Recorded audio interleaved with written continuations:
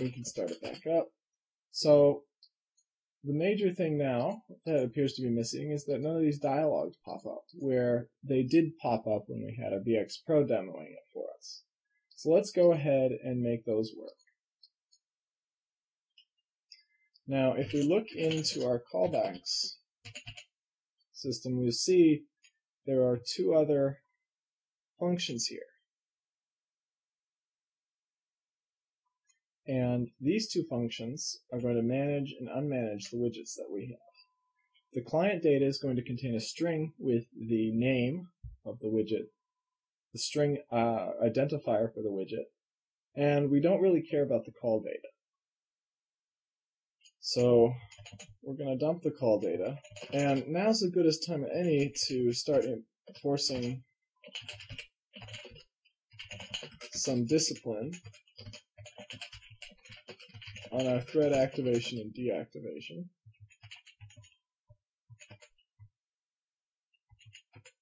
And we should do this for each of our calls because if you recall, we disabled the thread and we need to re-enable it when we get back into Scheme. It's technically not going to matter so much when we're in exit because we're killing the application anyway, but it should matter here.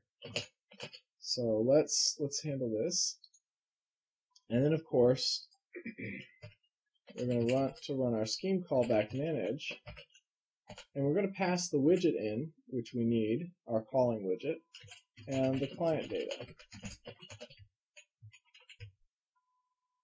And similarly, we're going to have a callback for unmanaging. So this is going to require that we update our callback count bit.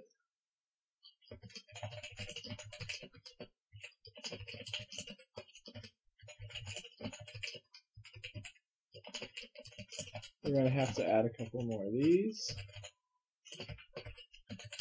And we're going to have to do a new prototype. It's going to take a widget and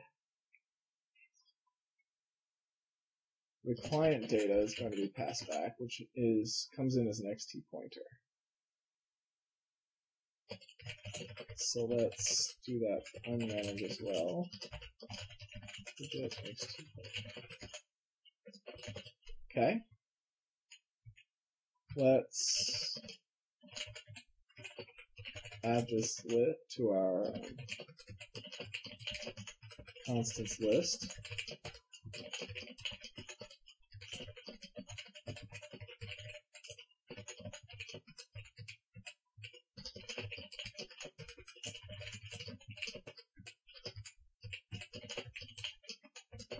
All right. And let's make sure that we set these up.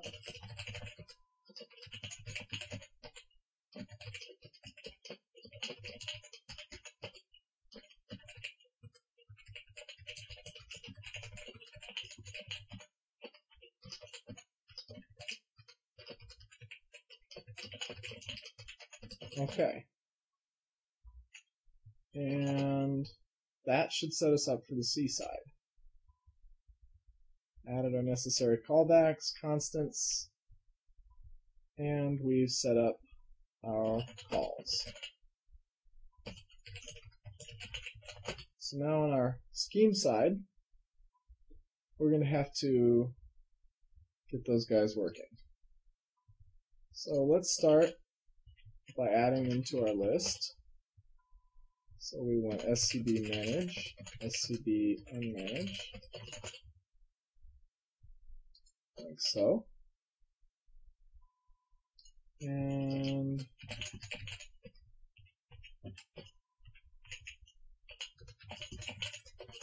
these are callbacks.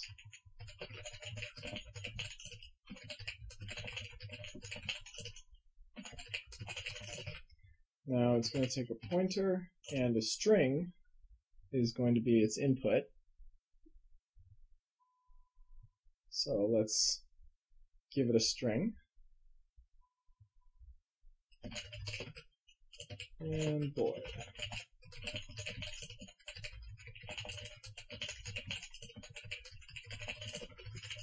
Similarly, for unmanage. Okay. Now we don't have to change anything to our start program because we've set it up so that our start program can handle any number of callbacks. So we're all good there. All that's left is for us to actually define these and what they do. So in order to work with these, we're going to probably want a couple of helper functions from our good old libxm library. One of those is going to be manage child.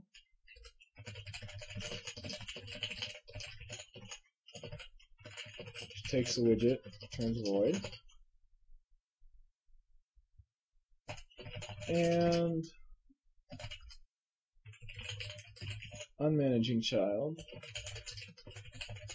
Probably a good idea too.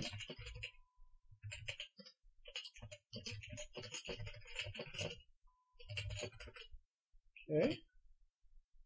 And we want to unmanage children as well, if we get the option, or manage them.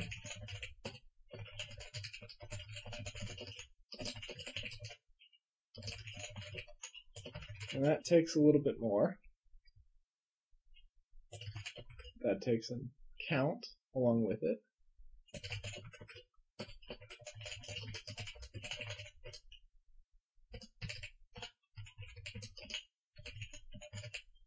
So let's do something like that.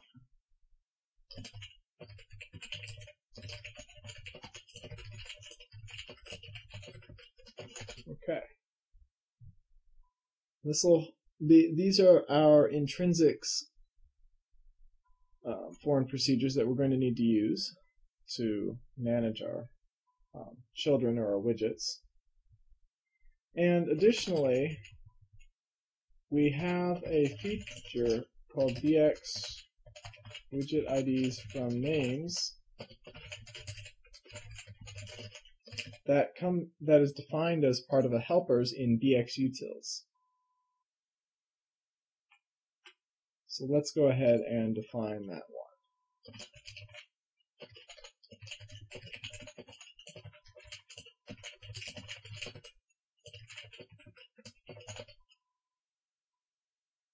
So this takes in a widget, an error name, and a list of widgets to look up. And it will find the top shell for this widget, the widget we passed, and look for any children that have the name. And will give us that in a widget list as its return value. So we're going to use that to find the widgets that we were given and then to manage them or unmanage them as appropriate. So now we've set those up. Let's actually define our callbacks. So let's go here and let's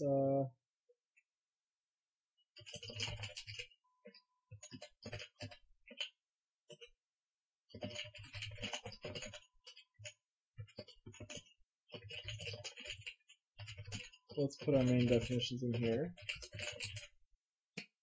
So manage, we're going to get a widget and a name. So then we get a list of the possible widgets we want.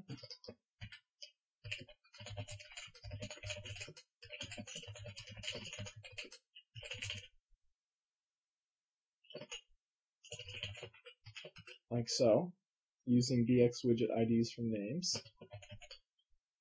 And then we're going to call xt manage children on that widgets list, and we're going to only manage the first one that we find. So we're going to assume that the names are unique, which may or may not be a good idea.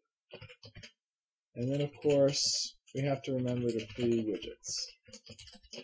Now this is a part that's easy to forget about since we're in Scheme, but you actually have to do some memory management manually since we're dealing with a lot of foreign code.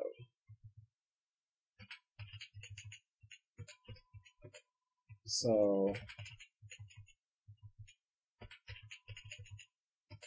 let's sort of copy this, and then we can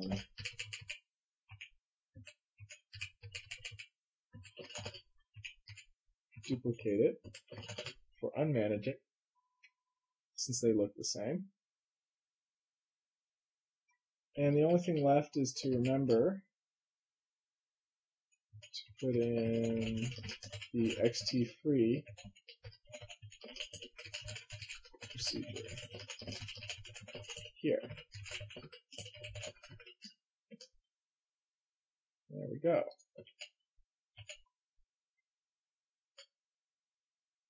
All right. So now we've created 2 callbacks for managing the children. We've sort of filled out our set of foreign functions here. And we should be okay. So let's see what we get. Let's check to make sure we have everything compiled. And here we've got a little warning, so let's go ahead and take care of that.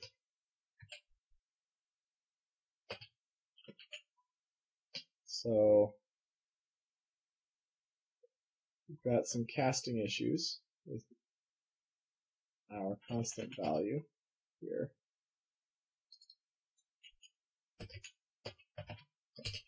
So let's go ahead and take care of that.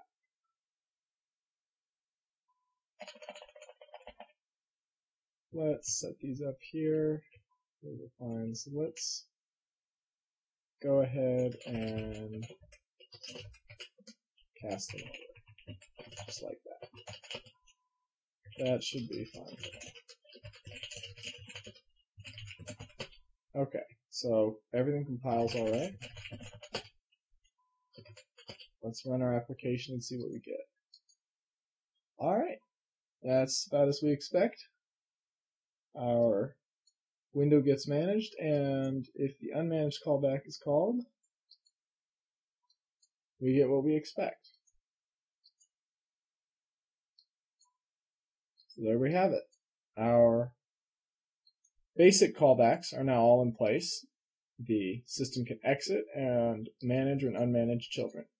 So let's think about what we need to do next. We have these files, but they are not tied to anything yet. And then we want to be able to cut, copy, and paste. So let's go ahead and do the cut, copy, and paste first, which will be our easiest setup. And to do that, we're actually going to need to do a little bit more with these callbacks in the builder accessory. So the first thing I'm going to do is I'm going to set up a couple of constants here. So let's create a constant. The first constant is going to be, I'm going to say clip cut. And let's make that external.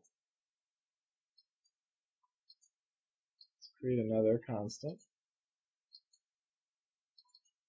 And we want this one to be copy. That'll be 1. Again, we'll want external. And we create one more constant for our paste value.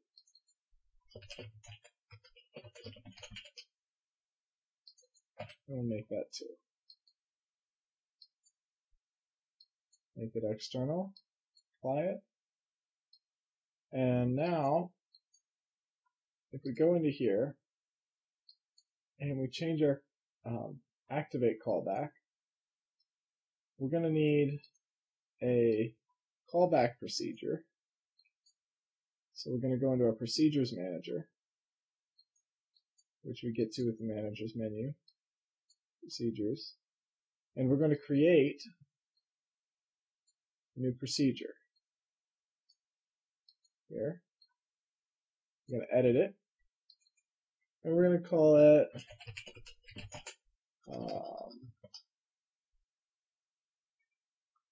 let's say